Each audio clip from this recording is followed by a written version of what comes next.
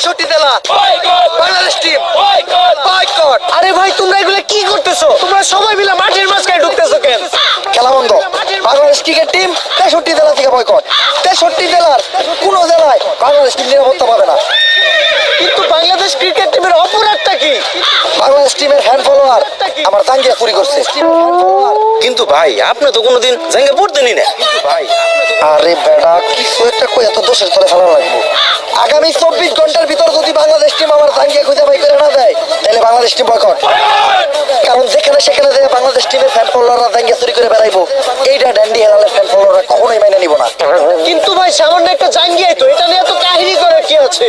কাহিনী করার কি আছে মানে? ড্যান্ডি হেলালের জাঙ্গিয়া ওইটা মিনিমাম 50,000 টাকা বেচতে পারতাম।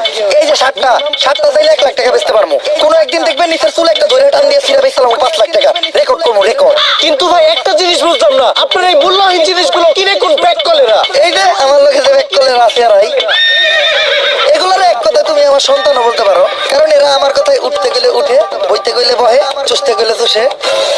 চুষে মানে? আরে পা চুষে পা। আর তুমি যেটা ভাবছো ওইটাও।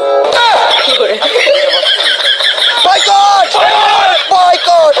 ওই এতদিন পরে পাইছি তোরে, তাড়াতাড়ি পাবনা হলো। আরে ডাক্তার সাহেব আপনি হেলাল বাইরে কই নিয়ে যাইতেছেন? আরে ও তো মানসিক ভারসাম্যহীন পাগল। এতদিন ভাবলাম বাংলা ঘর দিয়েছিল বলে আইছি, তাই আবার ওরা দইরা পাগলা ঘরতে নিয়ে যাইতে আইছি।